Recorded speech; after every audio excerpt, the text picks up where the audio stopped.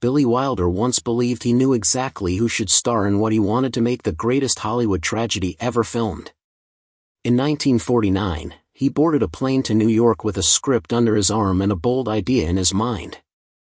He was ready to offer more than $1 million in today's money to a woman he believed was born to play the role. She read the script, paused, and then walked away. No explanation ever fully satisfied those who asked why. Some said it was pride, others said fear, and some believed she saw too much of herself reflected in the character. Whatever the truth was, her decision set off a chain of events that sent Wilder racing through Hollywood's biggest names. One by one, 5 legendary actresses turned the role down, each for reasons they rarely spoke about. In the end, the woman who finally accepted the part gave a performance so intense it nearly broke her, but it also changed film history forever. Wilder's idea for Sunset Boulevard was not built on the usual Hollywood fantasy. He did not want glamour without consequences. He wanted to show what happened after the applause faded, after the cameras stopped rolling, and after fame quietly slipped away. In 1948, as he developed the story, his imagination locked onto a daring concept. He pictured Mae West as Norma Desmond, a silent film star trapped in her past, and a very young Marlon Brando as Joe Gillis, the struggling writer pulled into her world. West was famous for her bold confidence and sharp wit, while Brando was only 21, unknown but filled with raw intensity. Wilder believed their contrast could create something Hollywood had never dared to show before. He felt West's real-life persona matched Norma's desperate hunger for eternal attention, and he imagined the film leaning toward dark comedy, where humor and tragedy lived side by side. Convinced of his vision, Wilder flew to New York in 1949 and offered West $100,000, a fortune at the time. He truly believed she would understand the role's power. West had built her entire career on glamour, control, and self-assurance. To Wilder, that made her perfect for a character who refused to accept that her best days were behind her. But when West and her team read the script, they saw danger instead of opportunity. She was 57 and still viewed herself as vibrant and untouchable. Playing a woman whose career had collapsed felt like an insult to everything she had worked to protect. She called the script depressing and rejected it outright. Her audience expected her to shine, not to crumble on screen. Years later, after Gloria Swanson received an Oscar nomination for the role, West admitted she felt the weight of that missed chance. Still, she chose loyalty to her public image over artistic risk. That decision quietly changed the film's destiny. With West gone, Wilder's playful satire faded, and the story grew darker. Swanson's performance would later bring a haunting stillness that turned the film into a full tragedy rather than a clever wink at old Hollywood. After West's refusal, Wilder turned to another legend, Greta Garbo. By then, Garbo was living in Switzerland, far from the world she once ruled. Wilder had worked with her before on Ninotchka in 1939 and understood her mystery better than most. In 1949, he sent her an offer, asking her to return and play a faded star confronting her own decline. Her response came back quickly and sharply. One word. No. Garbo had retired in 1941 after Two-Faced Woman failed badly. Critics mocked her attempt at comedy, and the experience cut deeply. She became terrified of the spotlight turning cruel again. The idea of playing a character whose downfall echoed her own life felt unbearable. According to her biographer, Garbo burned the script without even reading it. Wilder later joked that casting her would have been too real, because she carried a silence that could freeze a room. Her refusal was rooted in fear and pride mixed together, the same forces that had kept her hidden for decades. After leaving Hollywood, she lived quietly in New York, avoiding interviews, premieres, and public appearances until her death in 1990. For her, Norma Desmond represented everything she had spent her life running from: decline, ridicule, and the pain of being watched while falling apart. Next, Wilder reached out to another silent film icon, Pola Negri. Her life story seemed to mirror the script almost perfectly. In 1949, Wilder called her personally, eager to explain the role. But the phone connection was poor, and Negri's thick Polish accent made communication difficult.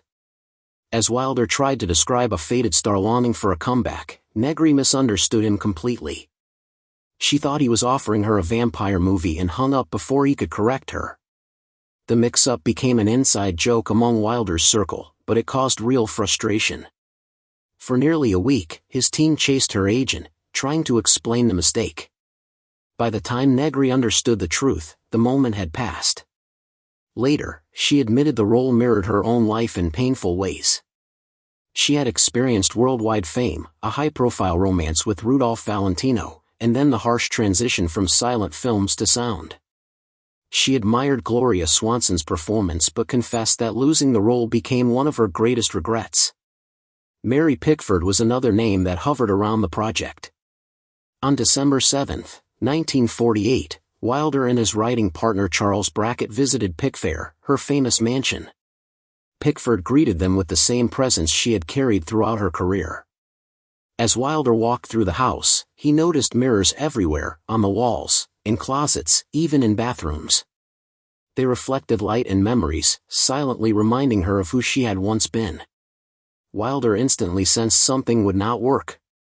Before Brackett could finish explaining the role of Norma Desmond, Wilder stopped him. He knew Pickford would never accept a story about a fading actress clinging to a younger man. She was 57 and still fiercely protecting the image of America's sweetheart. The meeting ended quickly. As they left, both men understood she would never expose wounds she refused to face.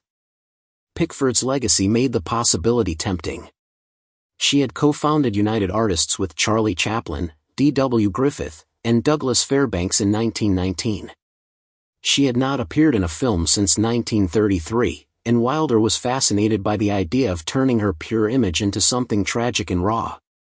But she could not let go of the girl she had been.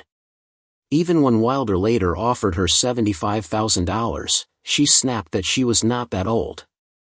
After retirement, her life grew darker. She struggled with alcoholism, and Pickfair slowly lost its sparkle. Rooms once filled with famous guests grew quiet. When the mansion was sold and demolished in 1990, it felt like a final symbol of decline she never wanted to acknowledge. Her refusal ran parallel to the themes of Sunset Boulevard, close enough to touch, but never quite meeting. Pickford did more than just say no. She sent a long letter filled with demands meant to reshape the story. She wanted Joe Gillis to be respectful, wanted the affair removed, and could not imagine herself playing a woman driven by fear and loneliness toward a younger man. Her changes would have stripped the film of its emotional core. Wilder and Brackett understood immediately and moved on. Clara Bow was also approached. Once the wild girl of the 1920s, Bow's career collapsed when talkies exposed her stutter. The cruelty of public reaction haunted her. By 25, she was already in a sanitarium, warned to stay away from acting. When Sunset Boulevard came calling, she chose silence over reopening old wounds. Norma Shearer was considered too. Once MGM's Golden Star and an Oscar winner, she lost confidence after her husband Irving Thalberg died. Fear of aging roles and fading relevance pushed her away from the camera by 1942. In the end, Gloria Swanson said yes. She stepped into the pain others avoided and delivered a performance that defined her legacy. Sunset Boulevard became a warning about fame, memory, and the cost of living in the past. The actresses who refused protected themselves in different ways, but their decisions shaped the film just as much as the woman who accepted the role. Even when Bette Davis later reached out, she also turned the role down. She chose to step away with dignity, wanting the public to remember her as she once was, not as someone fighting time on screen. She believed there was power in leaving gracefully, before age changed how the world looked at her. Billy Wilder kept searching, growing more frustrated with every refusal, until director George Cukor finally pointed him toward Gloria Swanson. Cukor understood something the others did not. Swanson had lived both sides of fame. She knew the thrill of being adored and the pain of being forgotten. She was 51 in 1950, old enough to understand loss but strong enough to face it.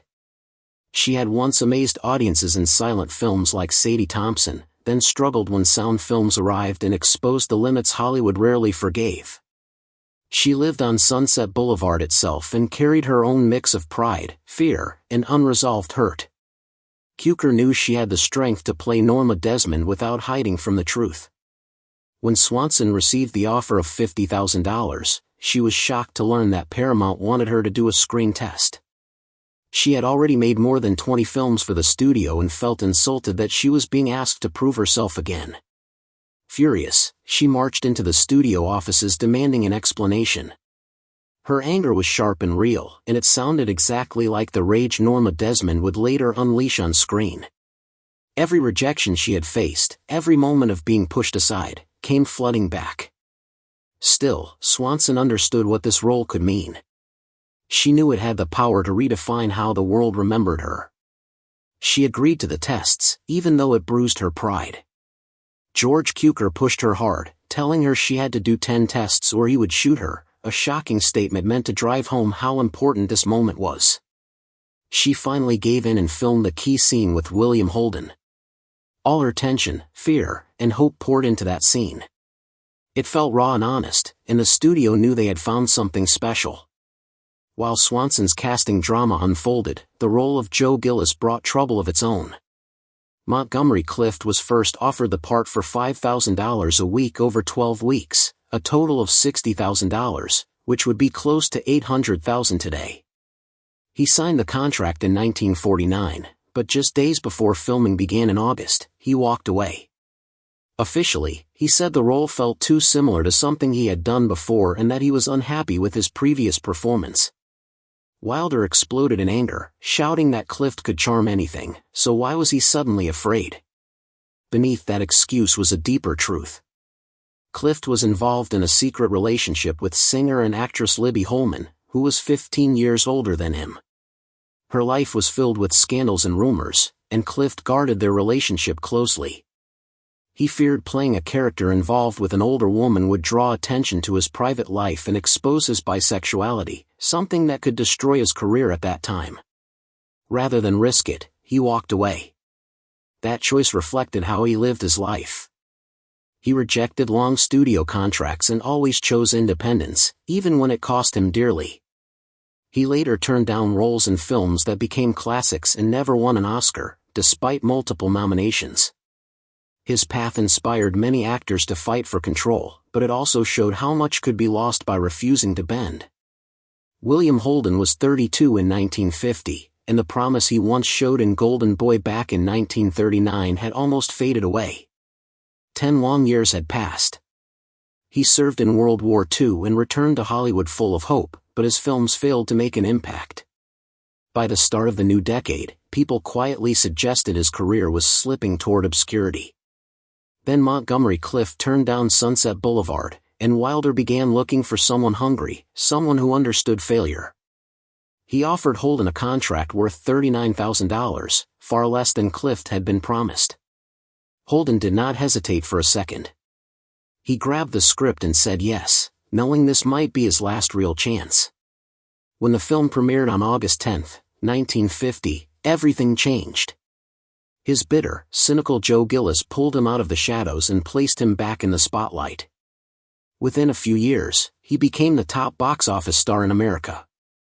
Without that single opportunity, his career might have quietly disappeared. During filming, the tension between Holden and Swanson added another layer of truth to the story. Swanson carried the elegance of old Hollywood and wanted Norma Desmond to look wealthy and graceful, not broken or pitiful. She even insisted that Holden be made to look younger so the age difference would not make her seem past her prime. Wilder agreed, and makeup artist Wally Westmore softened Holden's appearance to fit the world Swanson was protecting. At first, they clashed over these choices, but something deeper connected them. Both knew what it felt like to be pushed aside by Hollywood. That shared fear slipped into their performances in quiet, powerful ways. Even the famous shot of Joe Gillis floating face down in the pool came from experimentation and trust, as Wilder used mirrors and angles until the image felt right. Their vulnerability gave the film a pulse that felt painfully real. Holden earned his first Oscar nomination for Sunset Boulevard, though his win came later for Stalag 17 in 1953. His acceptance speech was brief, Just a simple thank you repeated twice. Later, he paid for ads in industry papers so he could properly thank everyone. Some believe the Academy rewarded him later because he did not win for Sunset Boulevard, but no one denied the power of his performance. Holden had a rare ability to let audiences see their own frustration and ambition through his characters, and that gift shaped his entire career. Another forgotten figure returned to the spotlight through the film. Erich von Stroheim had once been a giant of silent cinema, directing legendary films like Greed. By 1950, he was struggling badly, with rumors claiming he sometimes slept in public spaces because he could not afford better. When Wilder offered him the role of Max, he accepted for $10,000. He brought more than lines to the role. He suggested that Max wrote all of Norma's fan letters and protected her from the truth, ideas drawn from his own experiences of decline. Though some details were cut, his presence carried the weight of his past. The role gave him something priceless, a chance to be seen again. Cecil B. DeMille also appeared, playing himself. He agreed on the condition that he be paid $10,000 and given a brand new Cadillac. When Wilder later asked for a close-up, DeMille demanded another $10,000, and the studio paid it. The scene was filmed on the set of Samson and Delilah, and when Swanson arrived, DeMille greeted her with the same nickname he had used decades earlier. Past and present blended together, making the moment feel genuine and emotional. Nancy Olson entered the story as a newcomer. She was only 22 when she landed the role of Betty Schaefer. Her chemistry with Holden during the screen test secured her place. She was paid just $5,000, yet her performance earned her an Oscar nomination.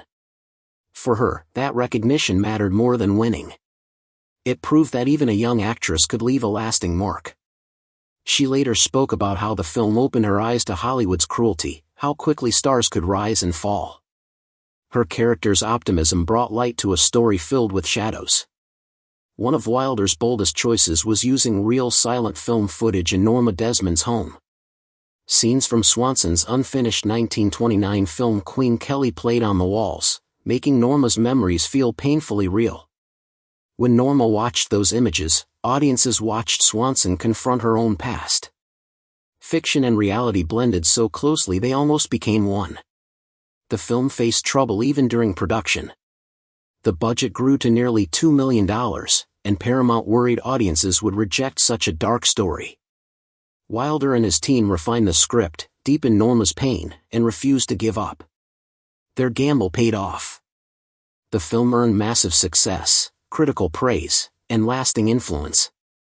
It later inspired a Broadway musical and multiple revivals, proving that Norma Desmond's story still resonates. Sunset Boulevard became more than a film. It became a timeless reflection on fame, loss, and the price of refusing to let go.